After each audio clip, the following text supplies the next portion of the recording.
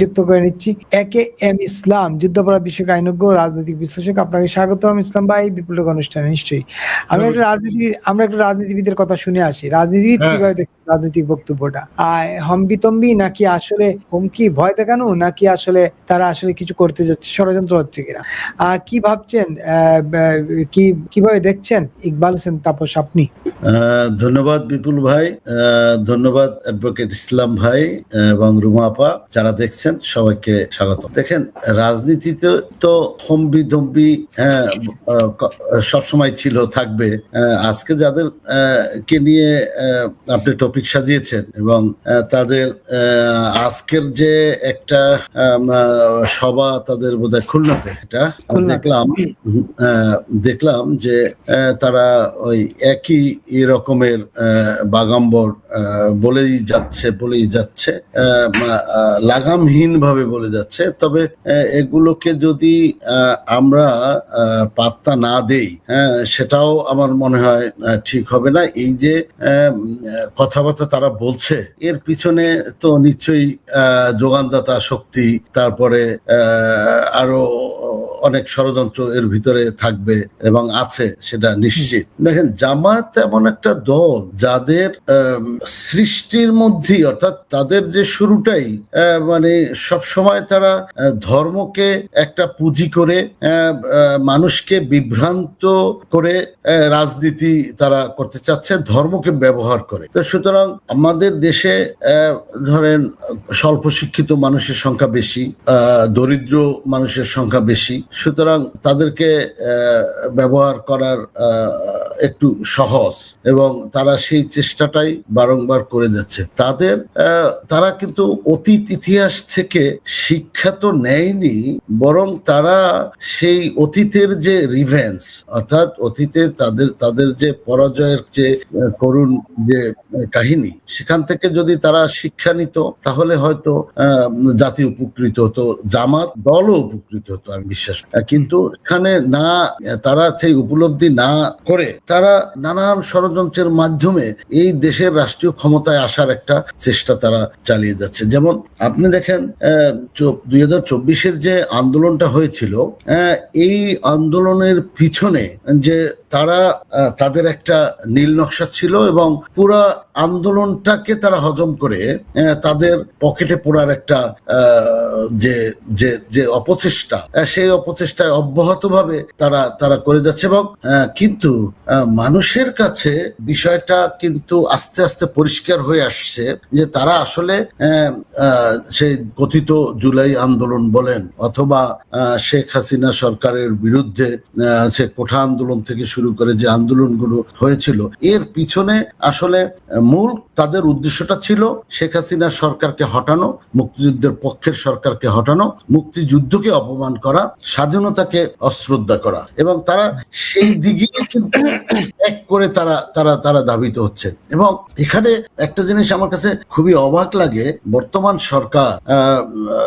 সরকার প্রধান সহ সরকারি দলের সকল নেতৃবৃন্দ এবং সরকারি দল, তারা কিন্তু জামাতের এই যে অন্যায় আবদার, তাদের যে এই ষড়যন্ত্র, এগুলোকে তারা কি হজম করছে নাকি তারা এটাকে তাদের ভাবনার মধ্যে আনছে না, এইটা একটু বলাটা আমাদের কাছে এই মুহূর্তে বোঝাটা খুব মুশকিল। কিন্তু যদি এই সরকার তাদের উপলব্ধির মধ্যে জামাতের এই ষড়যন্ত্রকে নিয়ে আসতে না পারে, তাহলে এটা বাংলাদেশের জন্য একটি অশনি সংকেত এবং বাংলাদেশের রাজনৈতিক ভবিষ্যৎ এবং দেশের ভবিষ্যতের জন্য মোটেও ভালো না। আমি একটা কথা আজকে বলতে মনে হচ্ছে, এই টপিক্সের বাইরে না হলেও হয়তোবা টপিক্সের ভিতরেও আপনি নিতে পারেন। সেটা হলো, আজকে আমি আবার একজনের টক শো আলোচনার মধ্যে দেখলাম যে এই যে ওসমান গনি, না ওসমান হাদি, অনেকে বলে হাদি, ওসমান গনি, আসলে ওর নাম হলো ওসমান গনি, ওর বাবার নাম হাদি,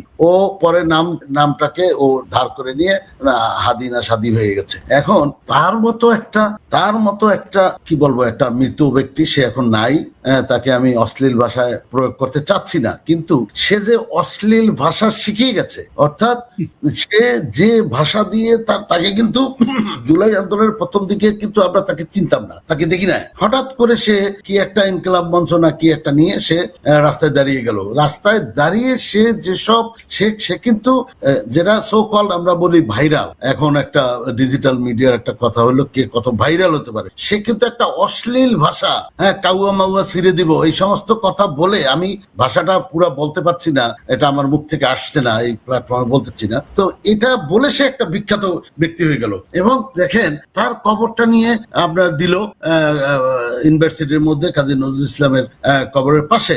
এবং আশ্চর্যজনক ভাবে বর্তমানের যে প্রাইম মিনিস্টার উনি হাদির কবর জিয়ারত করতেছে, হাদির কবর জিয়ারত করে আসলো।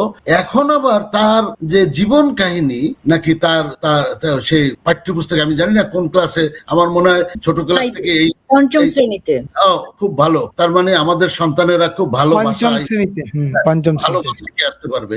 এইটা কোন ধরনের ষড়যন্ত্র আমি বুঝতে পারতেছি না। এবং বিএনপি কেন তাদেরকে এতটা পাত্তা দিচ্ছে, এর কারণটা কি? এর কারণ কি পরাশক্তি, নাকি তাকে ক্ষমতায় থাকতে হবে সেই কারণে, নাকি জামাত শক্তিশালী হয়ে গেছে, জামাতকে ছাড়া তো ক্ষমতায় থাকতে পারবে? সর্বশেষ আমি যে কথাটা বলতে চাচ্ছি সেটা হলো, এই দেশে জামাতের যদি রাজনীতি করতে হয়, জামাতকে যদি রাষ্ট্র ক্ষমতায় আসতে হয়, সেই পরিকল্পনা যদি থাকে এবং তারা যদি সেটা মনে করে থাকে, তাহলে তাদের যে অপরাজনীতি থেকে টোটালি বের হয়ে আসতে হবে। তাদেরকে এই বর্তমানে কিন্তু তারা মোটেও তাদের সেই 71-এর যে কার্যকলাপ সেখান থেকে মোটেও বের হয়ে আসে না। তারা কিন্তু পুনরায় একই সেই স্বাধীনতার বিরোধী কথাবার্তা কার্যকলাপ গুলো চালিয়ে আসতেছে। তো সুতরাং তাদেরকে যদি ক্ষমতায় আসতে হয়, তাদেরকে যদি বাংলাদেশের মানুষের কল্যাণে আসতে হয়, ইসলামের কল্যাণে যদি তাদের আসতে হয়, তাহলে তাদের চিন্তা চেতনা আমূল পরিবর্তন আনতে হবে। আর নচেত এই দেশে আবার উনি যে এত হম্বিদম্বি করে বলেন যে উনি মানে কি আরেকটা অনিবার্য আন্দোলন উনি করে ফেলবে, ওনার শক্তিটা কি? উনি কি ওই যে কয়েকজন মানুষ আন্দোলন অনিবার্য বিপ্লব, অনিবার্য বিপ্লব করে ফেলবে, এইটা কি পায়জামা পাঞ্জাবি পরায় আর টুপি পরায় হুজুরকে দিয়ে করে ফেলবে? এই দেশের মানুষ যারা, আমরা যারা প্যান্ট শার্ট পরি, আমরা যারা টুপিদারি, আমরা কি মুসলমান না? আমাদের কি এই দেশের থেকে আমাদের কোনো দায়িত্ব নাই? ওনারা টিকবেন কিভাবে আমি বুঝতে পারতেছি না। ওনাদের শক্তিটা কোথায়? যদি সেটাই হয়ে থাকে, স্বাধীনতা 71 সনে যেভাবে এই দেশে তারা কামিয়াব হয় নাই, এই দেশ স্বাধীন হয়েছে, বাংলাদেশের মানুষের মানে এক শক্তির পিছনে পৃথিবীর বড় বড় পরাশক্তি পরাজিত হয়েছে, সেই দিনটা তাদের যদি ভুলে যায়, তাহলে আবার একটা আহাম্মকের মানে কারা কাজ করবে। সর্বশেষ ক্ষতিগ্রস্ত হব আমরা, বাঙালি, বাংলাদেশ। জি, সঙ্গে তখন তাপস ভাই নিশ্চয়ই আপনার কাছে আবার আসবো। একেম ইসলাম, আপনার কাছে একটু শুনি যে এই যে ভয় দেখান, জামাত তো সবসময় ভয় দেখায়, 71-এ তো ভয় দেখিয়ে মানুষ হত্যা করেছিল, ধর্ষণ করেছিল, নির্যাতন করেছিল, না ক্যাম্পেইন নারীদের তুলে দিয়েছিল, মা বোনদের তুলে দিয়েছিল। এখনো তারা সেই ভয় দেখায়, এখনো বিপ্লবের ভয় দেখায়। জামাত বিভিন্ন জায়গায় হামলাও চালাচ্ছে, গুপ্ত হামলা বলেন আর যে হামলা বলেন তারা চালাচ্ছে। এই ভয়টা কি আসলে ভয় দেখানো, নাকি আসলে সরকারকে চাপে রেখে একটু নিজেদের স্বার্থ আজ করা? প্রথমেই আজ দর্শকদের প্রতি এবং শ্রোতাদের প্রতি আমাদের শ্রদ্ধা বাংলাদেশের 71-এর সকল মুক্তিযুদ্ধের প্রতি, মুক্তিযোদ্ধাদের প্রতি এবং গণতান্ত্রিক আন্দোলনে বঙ্গবন্ধু পরিবারের বিসর্জন যারা দিয়েছেন, শহীদ হয়েছেন 15ই আগস্ট, সকলের প্রতি আমার বিনম্র শ্রদ্ধা রয়েছে বাংলা ভাষা সৈনিকদের। এবং এই ইতিহাসটা টেনে আনতে হয় এই জন্য যে বারবারই আমরা যখন কোনো আলাপচারিতায় আসছি, তখনই প্রথমেই 71-এর পক্ষের এবং বাঙালি জাতির পক্ষের মতবাদকে কেউ না কেউ খঞ্জর দিয়ে কাটার চেষ্টা করছে, বিলীন করার চেষ্টা করছে। সেই জন্য বারবারই আমরা তাদের নাম স্মরণ করি শ্রদ্ধা চিত্তে। আপনি প্রথমেই বললেন যে জামাত 71-এর ভয় দেখিয়েছে। ভয় দেখানো মানেটা কি? মানে ভেস্কি দেওয়া, তারপরে কিছু না করা। আসলে তা না। জামাত ইয়াহিয়া খানের সাথে যেরকম হাত মিলিয়েছে যে অখণ্ড বাংলাদেশ পাকিস্তান রাখবে, সেই সূত্রে সে তার নিজের ভাইদেরকেও নিধন করেছে বাংলাদেশে, এবং সেটা ভয় দেখানো না, সত্য কথা। আপনারা ভুলে যায়েন না, আপনারা তাদেরকে যেমন ভাবেই কথা বলেন না কেন, কটূক্তি করে বলেন না কেন, তাদেরকে ধর্ষক বলেন, তাদেরকে 71-এর কি জানি মানবতা বিরোধী অপরাধী বলেন, যেটাই বলেন, তারা কিন্তু অপরাধ যেগুলো আমাদের চোখে করার, তারা সেই অপরাধগুলো নির্বিঘ্নে করে যাচ্ছে এবং করেছিল। এটা কোনো ভয় দেখানো না, এখান থেকে আমাদের শিখতে হবে। তারা আজকে যেটা বলে 20 বছর পরে 10 বছর পরে সেটা হয়, তারা ওটার মধ্যে থাকে। They are very much persistent to their aim and goal. কিন্তু আমরা কিন্তু শর্ট মেমোরি বাঙালি, আমরা সবকিছু ভুলে যাই।